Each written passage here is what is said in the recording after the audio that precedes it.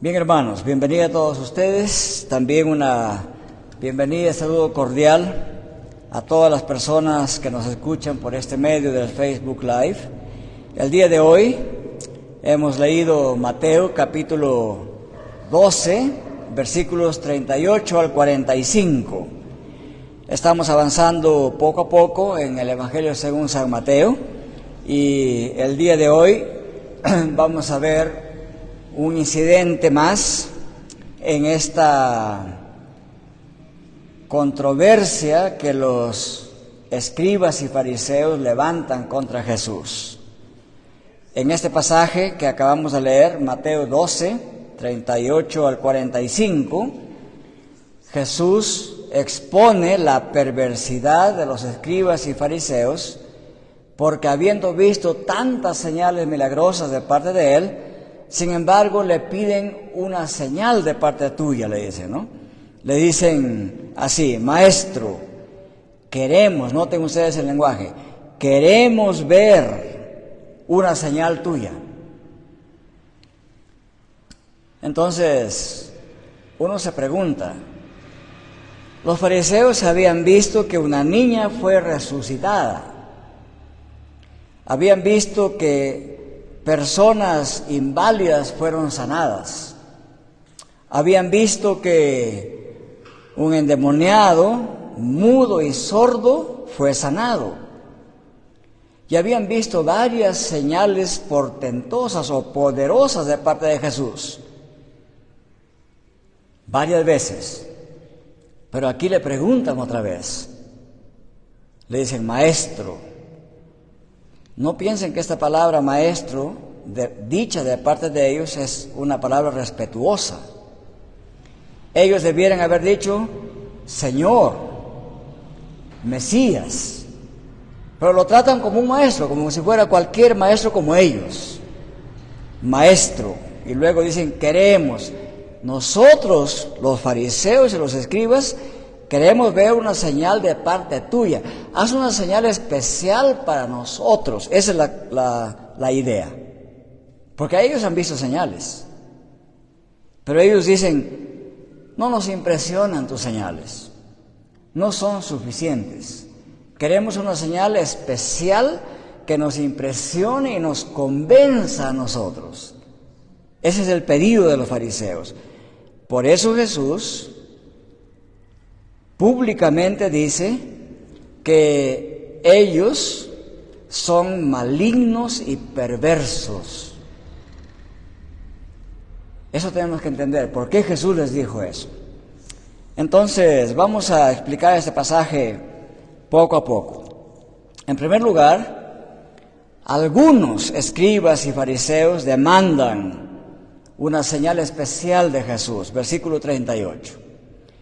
Esto es esperanzador en el Nuevo Testamento, habiendo visto que unos tiempos antes habían bastantes fariseos que se oponían a Jesús, pero ahora el texto dice, algunos de los escribas y fariseos demandaban una señal especial de parte de Jesús. ¿Qué significa esto? Miren, como les dije al inicio, ellos habían visto bastantes señales de parte de Jesús. Pero ahora ellos demandan una señal específicamente para ellos, como la clase que conocía bastante el Antiguo Testamento. Ellos eran profesores, expertos en la ley de Dios. Y entonces, como ellos sabían bastante de la Biblia, del Antiguo Testamento, ellos sabían de señales grandes que Dios había hecho. Por ejemplo, la señal más grande que ellos consideraban que Dios había hecho es alimentar a más de 600,000 personas por el desierto por 40 años. ¿Se imaginan ustedes? 40 años por el desierto improductivo de comida y ser alimentados por Dios por 40 años. Esta señal para ellos era muy grande. y le decían la señal de Moisés. ¿Cómo sabemos esto? Porque recuerden ustedes en el Evangelio de Juan, el Señor Jesucristo alimentó a 5,000, ¿se acuerdan? Otra vez a 4,000. Y después de un momentito, después que comieron, le dicen a Jesús: ¿qué señal del cielo nos muestras para creer que tú eres el Mesías? Acaban de ver que alimentaba a 5,000 de 5 panes y de 2 pececillos. Y sin embargo le dicen: ¿qué señal del cielo nos muestras? Parece contradictorio, ¿verdad? Entonces, esto se explica por lo siguiente, porque ellos estaban pensando: miren, que alimente a 5,000 una sola comidita, no nos impresiona. Moisés alimentó a 600,000 por 40 años. Esa es señal del cielo, decían ellos en su mente, ¿no? Es decir, los fariseos, como maestros de la ley de Dios, sin embargo, estaban espiritualmente ciegos. Tenían tanta envidia y maldad en su corazón que lo que sus ojos veían no podían reconocer. No querían reconocer que Jesucristo era el Mesías, que Él mismo era una señal de parte de Dios para ellos. No podían reconocerlo. Y esto le pasa a todo ser humano. Miren, ¿cuántos años de cristianismo hay en Cajamarca y en el Perú? ¿Cuándo llegó el primer sacerdote con Biblia en mano a nuestra plaza de armas de Cajamarca? Recuerdan ese incidente, ¿verdad? Entre el sacerdote Vicente de Valverde y el Inca Atahualpa, el antepasado de los cusqueños y de los quiteños también. Ahí llegó de una u otra forma, llegó la palabra de Dios al Perú. Eso fue en el año 1532, ¿verdad? ¿Cuántos años hace hasta ahora? Casi 500 años. En 9 años más serían 500 años de cristianismo en el Perú. Y preguntémonos a sí mismo, cada cajamarquino, ¿cuánto sabe de la Biblia?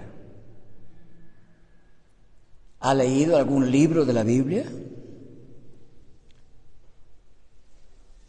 Si nos pusiéramos a entrevistar en la Plaza de Armas a cualquiera que está rondando por la Plaza de Armas, cualquier cajamarquino, y le preguntamos: ¿ha leído usted al profeta Isaías?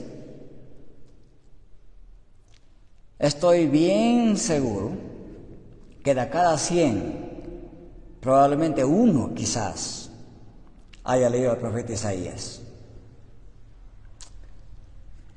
Les digo esto porque por el año 2004 o 2005 por ahí, mi esposa visitó la escuela Los Rosales, que está al frente de la segunda congregación en el barrio Los Rosales, y repartió cepillos a los niños. Y en eso se hizo contacto con un profesor para que ella enseñara la Biblia en la escuela. Y este profesor le dijo que estaba muy bienvenida a hacerlo, porque él, siendo profesor de primaria, una vez pasó una gran vergüenza. Alguien tocó su puerta y le habló de la Biblia. Y le preguntó: ¿ha leído usted al profeta Isaías? Y él dice: yo ni sabía que había un profeta que se llama Isaías. Profesor de primaria de la ciudad de Cajamarca, una ciudad con casi 500 años de cristianismo, y he aquí un profesor que jamás había leído algo de la Biblia. Y esa misma pregunta le hice hace unos meses al obispo de Cajamarca y a varios sacerdotes presentes en una reunión que tuvimos en el obispado. Porque resulta que en las escuelas, cuando uno visita las escuelas de Cajamarca, uno puede darse cuenta que hay niños que no saben nada de las Escrituras. O sea, hay una ignorancia del cristianismo, habiendo cristianismo en el Perú. Eso le pasaba a los fariseos. Ellos por lo menos conocían la Biblia, sabían de las grandes señales que Dios había hecho en la Biblia, pero no podían aceptar que Jesucristo mismo era una señal enviada de parte de Dios para que ellos vieran y creyeran. ¿Y por qué viendo no podían creer? Jesús lo va a explicar más adelante. ¿Por qué? Entonces, esta era la situación de los fariseos. Demandan una señal, porque ellos pensaban que lo que Jesús era y lo que Jesús decía no era suficiente para que ellos creyeran que Jesús venía de parte de Dios, venía trayendo la palabra de Dios, venía trayendo un mensaje de salvación, siendo Él mismo el Salvador. No podían ver eso, no podían comprender eso. En consecuencia, ellos le estaban pidiendo una señal, según ellos, más grande, que les impresione a ellos, que los convenza a ellos. Y eso realmente era una tentación. Porque el propósito por el cual Jesús vino a esta tierra no era para impresionar a nadie. No tenía el propósito de despertar admiración por Él. Su propósito era despertar la fe en Él. Jesús no quería admiradores, quería seguidores. No quería observadores, analíticos de Él. Quería discípulos que lo escuchen, que pongan su fe en Él, que crean que viene de parte de Dios, que sus milagros que hizo, no los hizo para que lo alaben a Él, los hizo para mostrar la bondad de Dios para con los necesitados. Y este es un principio muy importante. Cada vez que un cristiano sirve al prójimo, no lo hace con la finalidad de ganarse aplausos, como ya hemos dicho de Mateo capítulo 5, hace muchos meses atrás. El propósito es más bien que Dios sea alabado, que Dios sea glorificado. Entonces Jesús no vino para impresionar a los maestros de la ley de su tiempo. Jesús vino para comunicar el mensaje de Dios y manifestar la bondad de Dios en esta tierra. Y lo que sucedía era que estos fariseos estaban llenos de incredulidad, como la mayoría de peruanos. La incredulidad bloquea nuestro entendimiento de la Biblia, bloquea nuestra obediencia a la palabra de Dios. Una vez conversé con un hermano de la iglesia del Nazareno en la ciudad de Jaén. Todavía era joven en ese tiempo, tendría unos 25 años, y puso una tiendita en nuestro barrio que se llamaba Mavillanal en Jaén. Y él tenía una pasión por seguir a Cristo. Y entonces, después de la primera semana, se dio cuenta que el día domingo era el día que más se vendía.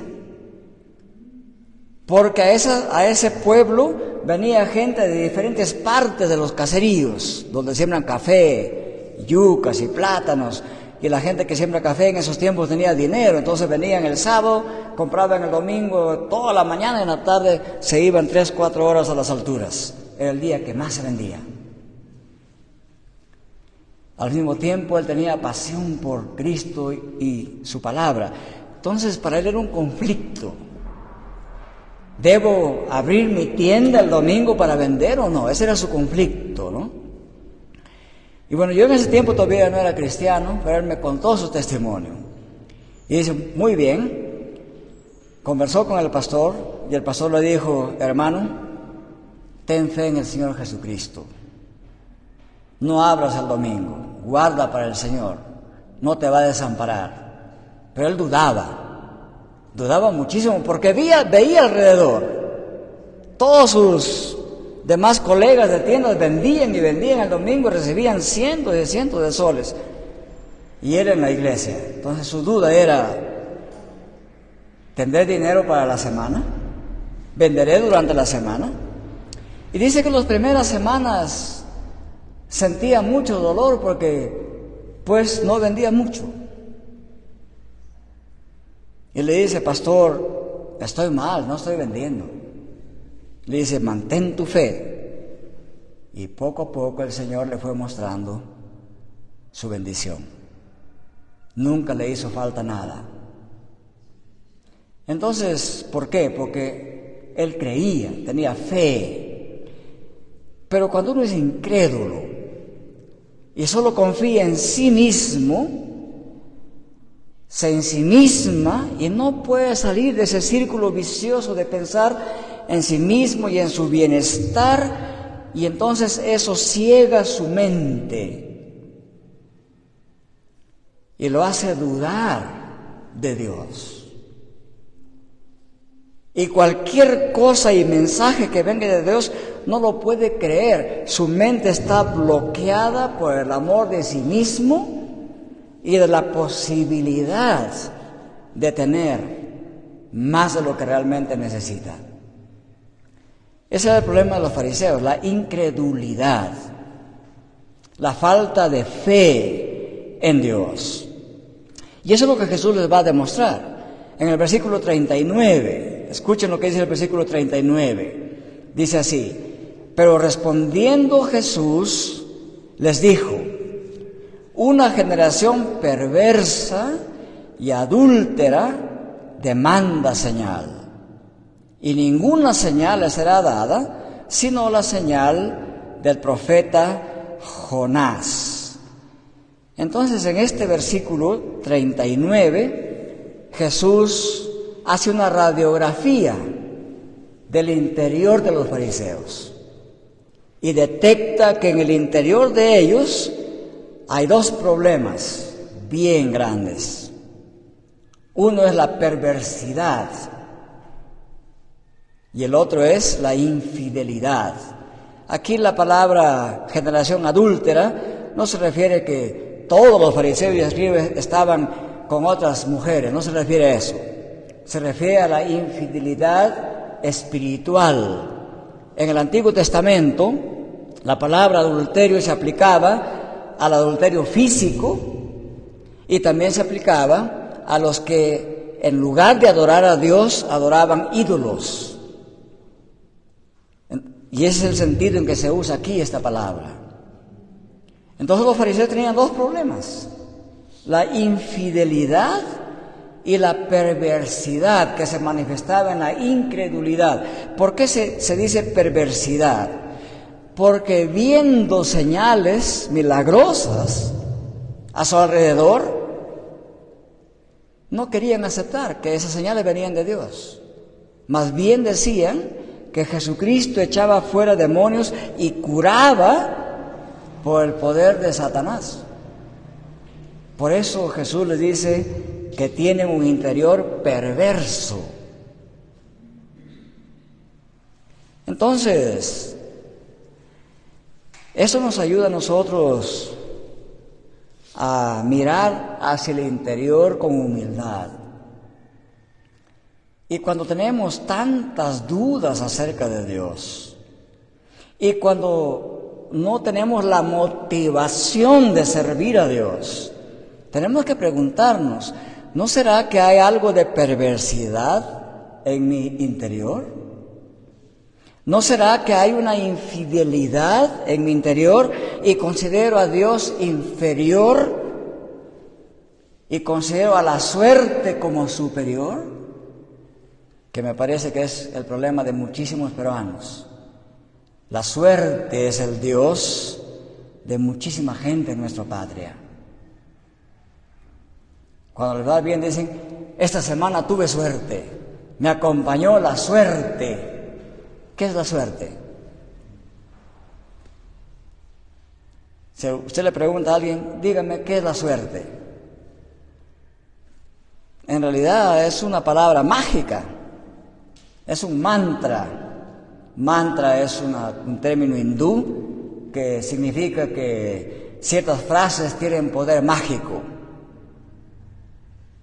Ustedes pueden ver cajamarquinos que van a las iglesias, pero en sus tienditas hay unas ramitas de ruda porque dicen que eso les trae suerte. No confían en Dios, confían en fetiches, en amuletos, en talismanes. Otros tienen una plantita de sábila colgada en la puertita para que les proteja del mal. Pero no se dan cuenta que su corazón está lleno de perversidad, de maldad y de incredulidad y de infidelidad. Todo eso es idolatría. Y Jesús les dice esto. Ustedes son una generación, son una clase de personas pervertidas e infieles a Dios. Esto es durísimo. ¿Por qué? Porque los escribas y fariseos conocían la letra de las Escrituras, leían las Escrituras, enseñaban las Escrituras. Entonces Jesús les dice, miren, lo que explica esta solicitud y demanda de ustedes es su perversidad. Están viendo los milagros que he hecho. Todo lo que yo hago coincide con las profecías. ¿Cómo es que no entienden? No entienden porque su corazón está lleno de perversidad y de infidelidad. Por lo tanto, no les voy a dar la señal que ustedes quieren. No estoy aquí para hacer la voluntad de ustedes, escribas y fariseos. No estoy aquí para satisfacer su curiosidad. Les voy a dar la señal que Dios ha diseñado que les dé. Y esa señal va a ser la señal de Jonás, el profeta. ¿Qué significa esto? La señal de Jonás. Aquí necesitamos entender un poquito del idioma nuestro. Si yo digo, por ejemplo, este micrófono es de la iglesia, ¿quién es el propietario del micrófono? La iglesia, ¿verdad? Muy bien. Cuando dice la señal de Jonás, no se refiere que Jonás tenía una señal. No se refiere a que él era propietario de una señal. Aquí la palabra de Jonás significa lo siguiente: la señal que Dios le dio a Nínive a través de Jonás. Ese es un de instrumental, no de posesión. Bueno, no voy a entrar más en detalles más gramaticales, pero quiero que se entienda eso. La señal de Jonás no significa que Jonás dio una señal a Nínive. Significa que Jonás mismo es la señal que Dios le dio a Nínive, o que Dios dio a Nínive la señal a través de Jonás. Jonás es la señal. ¿Qué significa esto? Todos los maestros de la ley y todos los cristianos hoy están informados de esto.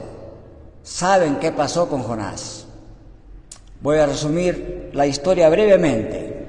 Jonás fue profeta de Dios, pero llegó un momento en que él también tuvo dudas acerca de Dios y se opuso a la misericordia de Dios. Dios quería que muchísima gente de Nínive, que era una ciudad de gentiles, pertenecía a Asiria, era la capital de Asiria de ese tiempo, era un imperio muy grande que abarcaba un poquito más que lo que es Turquía el día de hoy. Abarcaba toda Turquía y más, el imperio asirio. Y ese Nínive dice que en ese tiempo habían como 120,000 personas. Era casi poquito menos de la mitad de los cajamarquinos, pero una ciudad bien extensa, grande. Y Dios quería que mucha gente de ahí se arrepintiera. Y envió a Jonás que vaya a predicar esa ciudad. Pero Asiria había maltratado mucho a Israel. Había matado mucha gente en Israel. Y el profeta tenía cólera de los asirios y no quiso ir a predicar ahí. Y en lugar de irse a Asiria, se va un día al puerto y toma una embarcación no para Asiria, sino para irse a Tarsis. Probablemente Tarsis era la España de ese tiempo, en dirección opuesta a lo que Dios le mandó. Así fue el profeta Jonás, desobediente. Y Jonás era un hombre que tenía comunión con Dios. Esto nos manda un mensaje a nosotros. A veces los cristianos conocemos la Biblia, pero de vez en cuando somos desobedientes a Dios. Quizás digo esto por alguno de nosotros. Es probable que la mayoría de ustedes sean muy obedientes. No es mi caso. Pero de vez en cuando, algunos somos muy desobedientes. Dios nos dice, mira al cielo, pon tu fe en mí. Y yo miro a la tierra y pongo la fe en la suerte, en la ruda o en cualquier otra cosa. No sé si a alguno de ustedes les pasa eso. A veces sentimos esto, ¿no? El deseo profundo, o a veces pasivo, entre comillas, de desobedecer a Dios. Y así fue Jonás. Le llegó un momento de desobediencia y se ve en sentido opuesto hacia España. Y entonces, Dios, que es tan bueno en misericordia, en vez de matarlo por desobediente, hizo que los marineros, porque hubo una gran tormenta en el mar, y aún esos marineros paganos se dieron cuenta que había alguien que estaba huyendo de Dios, infiel en ese barco. Y descubrieron que era Jonás. Y Jonás tuvo que confesar que sí, que él era el que estaba huyendo de Dios. Y lo aventaron en medio del mar. ¿Se imaginan ustedes en medio del mar? Jonás iba a morir sí o sí, como decíamos aquí en el Perú.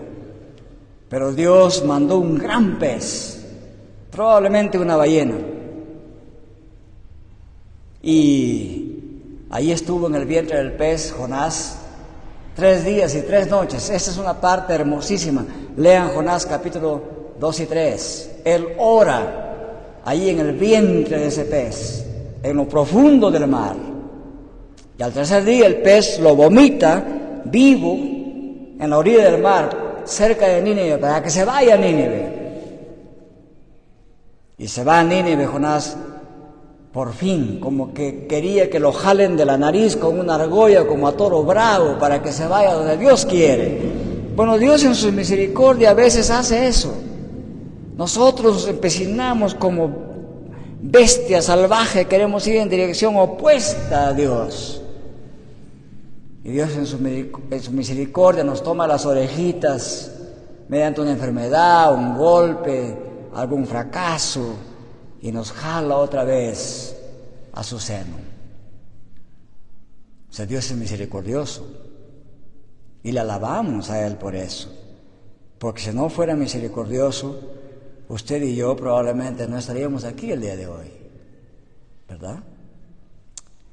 Y entonces Jesús aquí asume que los ninivitas se enteraron de esta historia que sabían que Jonás, que estuvo en el fondo del mar, porque los marineros habrían regado la noticia por todo lado, y los ninivitas sabían de esto, que fue un hombre salvado de la muerte por parte de Dios, y que vino y les anunció la palabra de Dios a ellos, y se arrepintieron, ayunaron, ellos y sus animales, y se arrepintieron. En ese sentido, Jonás fue señal para los ninivitas. Todos sabían que había como resucitado de la muerte. Esa es la señal de Jonás para los ninivitas. Y Jesús dice, ese tipo de señal Dios les va a dar a ustedes. Jesús está anunciando que Él sería asesinado y que luego resucitaría. Y ciertamente al tercer día Cristo resucitó. Nosotros confesamos la fe en ese hecho cada día del Señor aquí en la iglesia.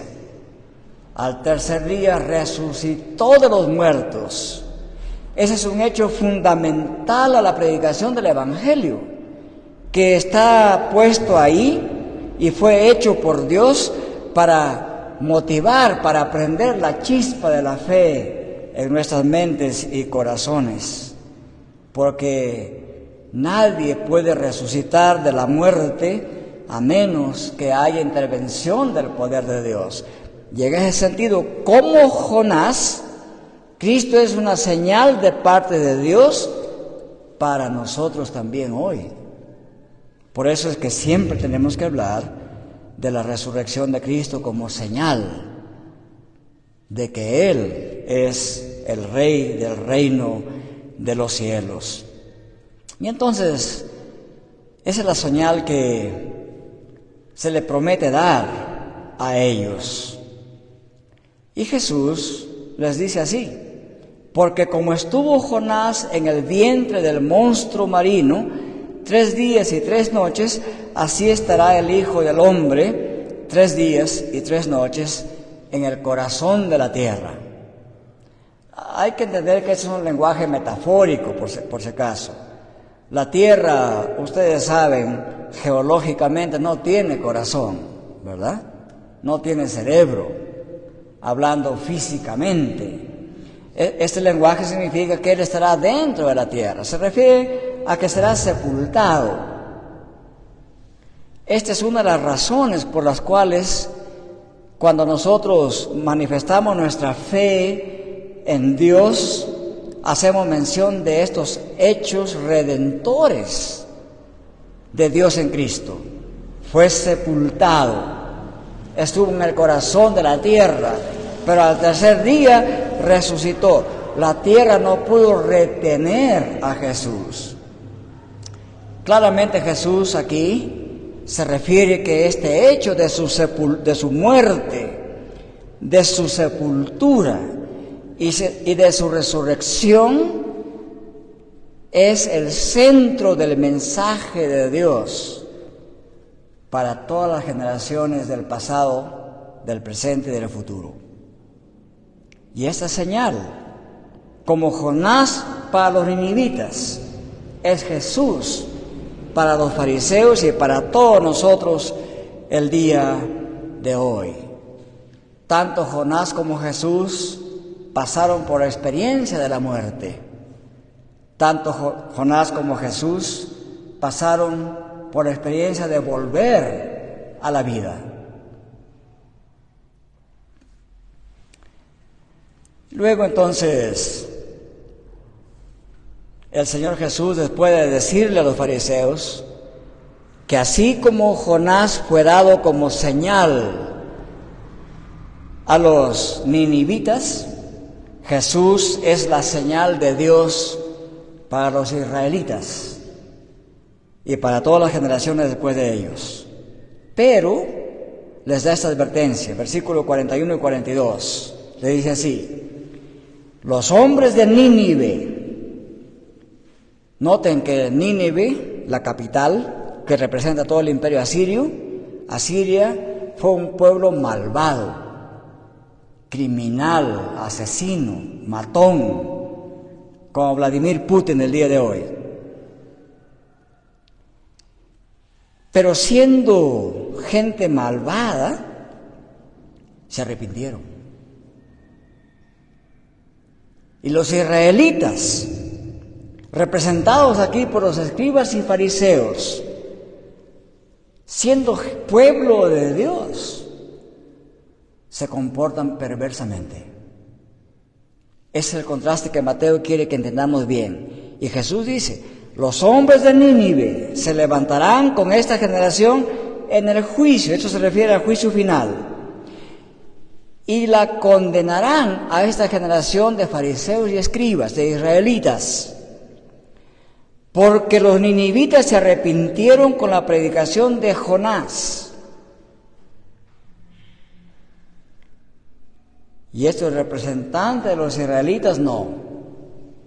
Entonces Jesús dice: y miren, uno más grande que Jonás está entre ustedes.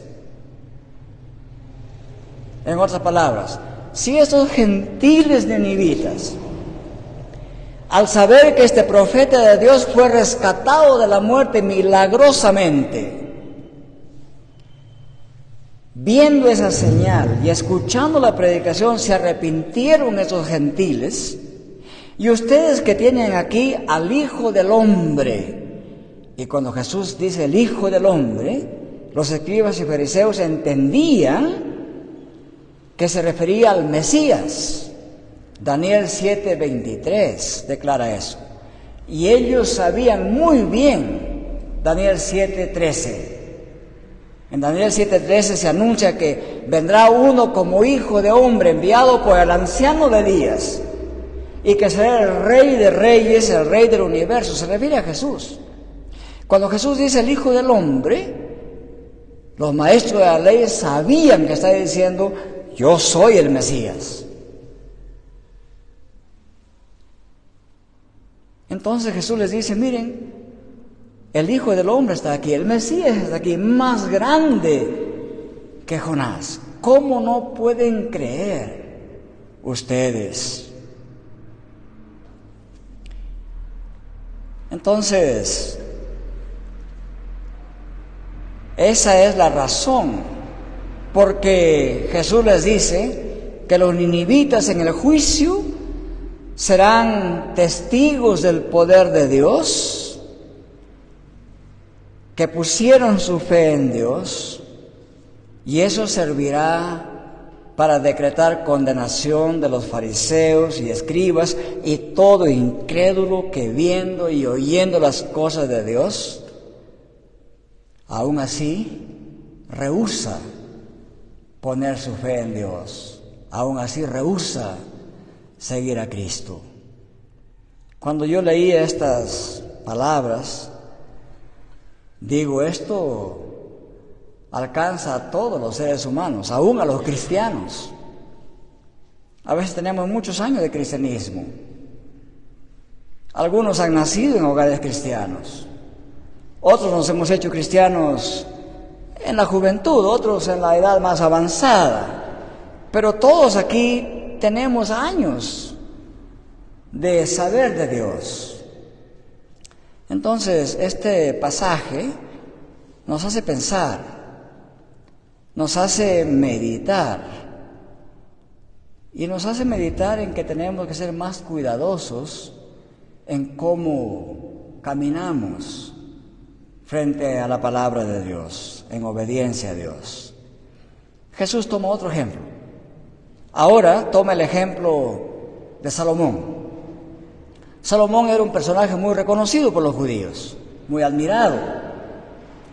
Era muy respetado por los judíos, porque todos en el oriente llegaron a saber de la inmensa sabiduría que Salomón recibió de Dios. Y hubo un personaje en particular que vivía al sur de Israel, en la península arábiga. En la geografía de ese tiempo, los judíos creían que, como de ahí para allá había mar, la península de Arabia era lo último de la tierra, era el confín de la tierra para ellos, hacia el sur. Desde ahí emprendió un gran viaje una reina de una ciudad de la península arábiga llamada Sabá. Existe hasta el día de hoy, por si acaso. Y esta reina vino para ver por sí misma, oír por sí misma y comprobar cómo este rey sabio había recibido tanta inteligencia y sabiduría de parte de Dios. Y vino cargada de regalos, con una cantidad de piedras preciosas y especias aromáticas y kilos de oro.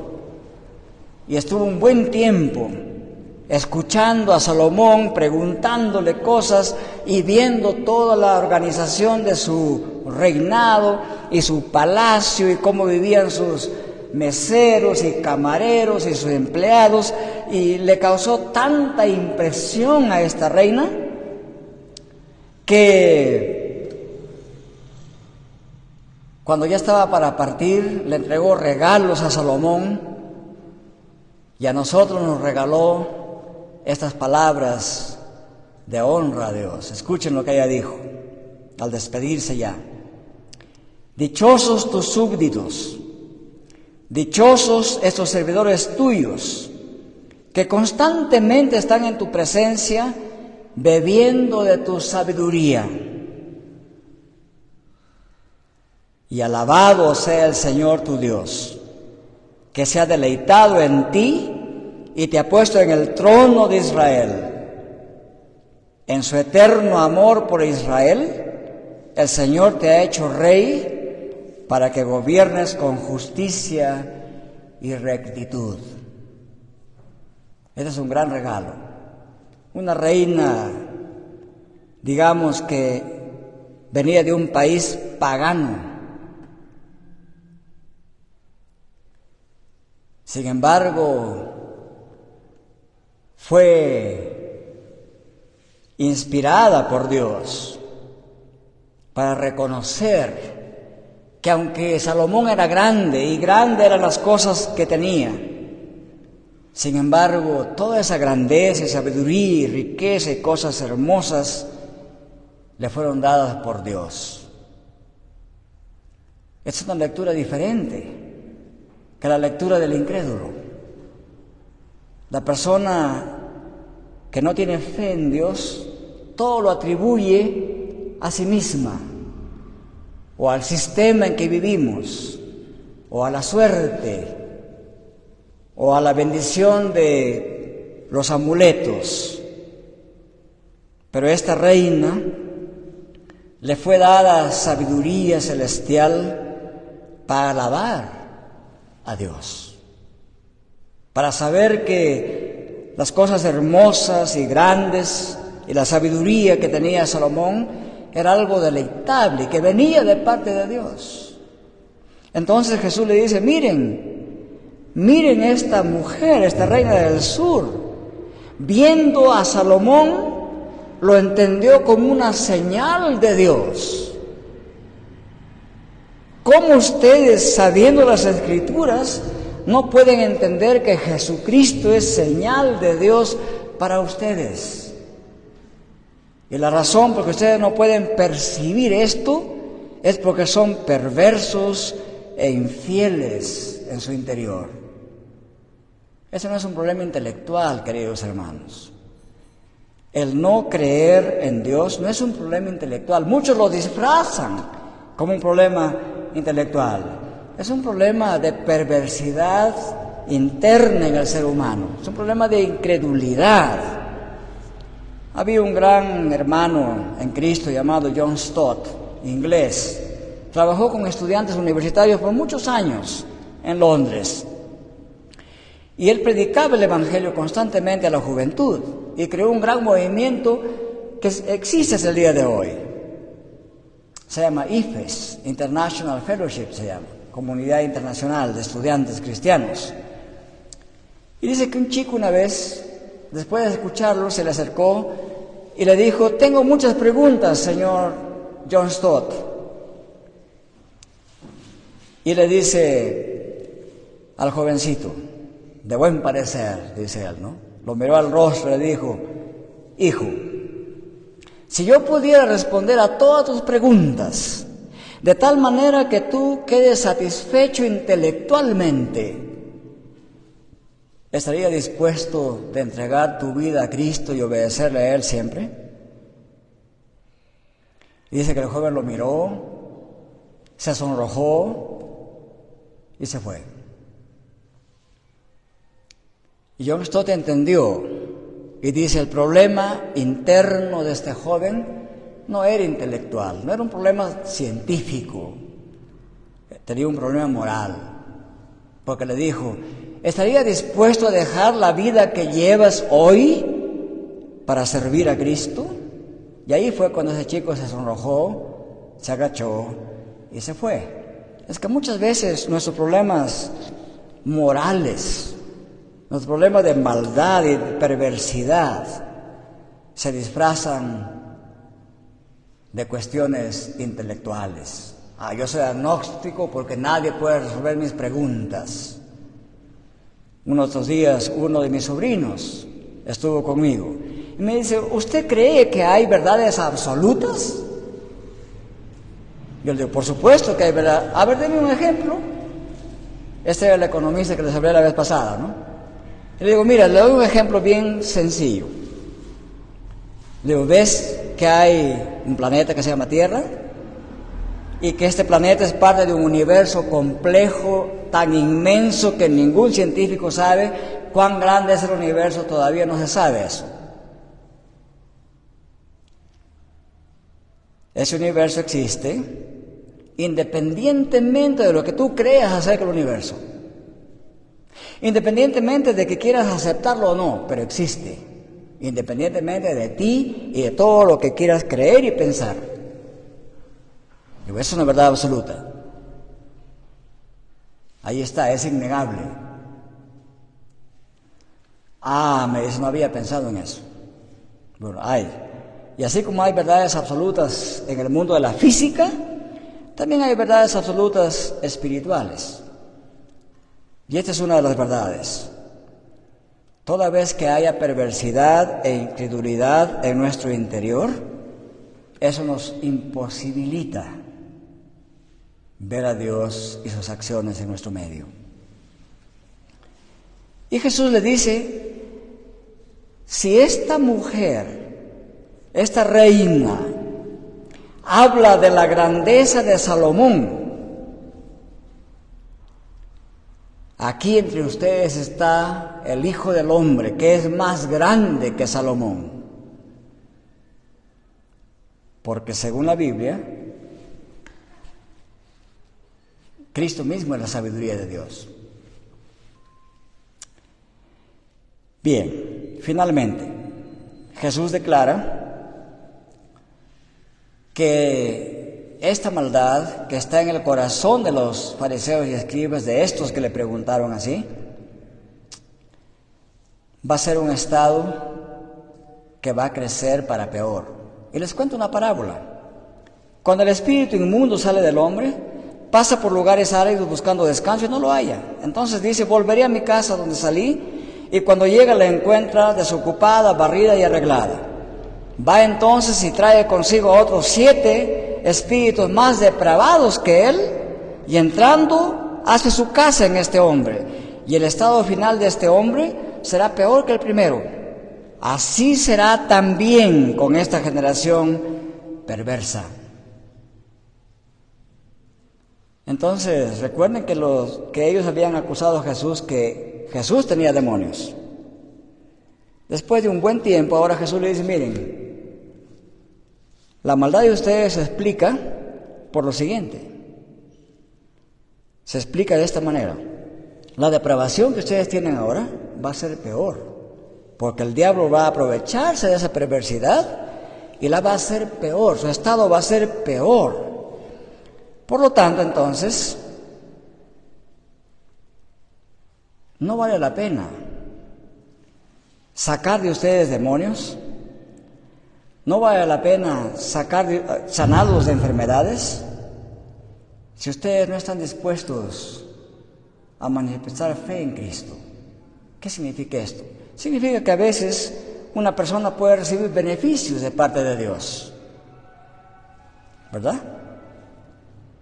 Claro que a veces no nos damos cuenta de los beneficios que tenemos de Dios, porque somos gente insatisfecha. Si tenemos comida 3 veces al día, nos gustaría que la dieta sea mejor. Y no está mal pensar en una dieta buena, pero si tuviéramos una dieta buena, quisiéramos exceso de dieta. Si tenemos una casa donde antes vivíamos 7 en un solo cuartito, quisiéramos tener un cuartito para cada uno. Cuando tenemos un cuarto para cada uno, queremos que ese cuarto esté lleno de lujos. Y si logramos poner lujos, queremos tener una casa más grande afuera y otra más grande en Miami y otra más grande en Nueva York. Hay gente insatisfecha así. Nunca se satisface. Recibe beneficios de Dios. Todos recibimos algún beneficio, algunos básicos, otros beneficios más grandes. Pero de nada sirven esos beneficios si nuestra fe no está puesta en Cristo. Y Cristo quiere que pensemos, hermanos, de esta manera. No vamos a vivir eternamente en esta tierra. En comparación a la edad que tiene el universo, en comparación a la eternidad, nuestra vida, aun si fuera 100 años, es un pequeño soplo en la historia del universo y en el programa de Dios. Es un pequeño soplo. Bueno, eso lo dicen hombres que tienen 30 o más años que yo. He vivido, dicen, 90 años. ¿Cómo hubiera querido tener el Evangelio cuando tenía 30? Porque ahora que tengo 97 no puedo ni caminar a la casa del vecino para testificar de Cristo. Entonces, hermanos, Jesús dice así aquí: va a haber un juicio final. Lo que hagan hoy con Cristo tiene consecuencias eternas. Estos maestros de la ley, incrédulos, perversos, en el juicio serán duramente castigados. Su estado será peor que lo que fue en el tiempo de Jesús. ¿Cómo aplicamos esto en concreto a nuestra vida? Si los gentiles ninivitas se arrepintieron al oír al profeta Jonás, si la reina del sur hizo semejante viaje y terminó alabando a Dios, nosotros que tenemos tantos años de conocimiento de la Biblia y la predicación de la palabra, sabiendo que Cristo resucitado, sabiendo que nos ha conservado la vida hasta el día de hoy, sabiendo que no estamos muriéndonos de hambre cada día, ¿cómo no hemos de creer en Dios? ¿Debemos aspirar a tener algo más? La respuesta, claro que sí. Nuestra oración no es: Señor, hazme más pobre cada día. Sería necio orar de esa manera, ¿verdad? Ya nos enseñó el proverbista Salomón. Nuestra oración debe ser: Señor, no me des tanto a tal punto que me olvide de ti, pero no me des tan poco que pueda renegar de ti. Necesitamos un equilibrio en la vida emocional, en la vida financiera, en la vida económica. Necesitamos equilibrio. Hace muchos años, un famoso escritor alemán, economista de profesión llamado Schumacher, escribió un tratado muy hermoso y que se llama así: Lo pequeño es hermoso, o la economía de lo suficiente. Y lo escribió en un contexto donde Europa occidental estaba en una carrera de la riqueza en la década del 60 y 70. A los que de aquí son maestros universitarios o estudiantes, intelectuales, les recomiendo ese libro, les va a ayudar muchísimo a repensar, incluso desde el punto de vista secular, a repensar su navegación, su vivir en este mundo. Los cristianos no queremos predicar pobreza. La pobreza no es necesariamente una señal de buena espiritualidad. Lo que queremos decir es que una vez que centramos nuestra fe en Dios, tenemos que confiar que por su bendición no nos va a desamparar. El evangélico no es alguien que tiene que aspirar a vivir en pobreza. Es alguien que espera obedecer a Dios. El ser bendecido es una consecuencia de la fe y de la misericordia de Dios.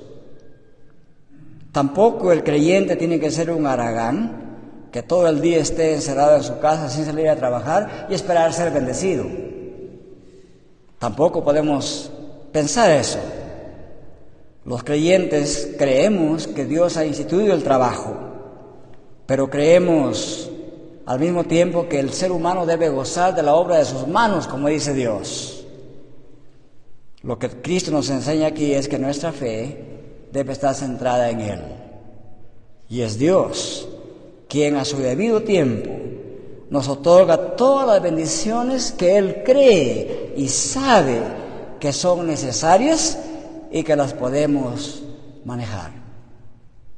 Pidamos sabiduría para que Dios bendiga lo que tenemos y nos ayude a regocijarnos en lo que tenemos y nos dé sus bendiciones cada día. ¿Cuál es su respuesta de compromiso al haber escuchado el Evangelio de Cristo?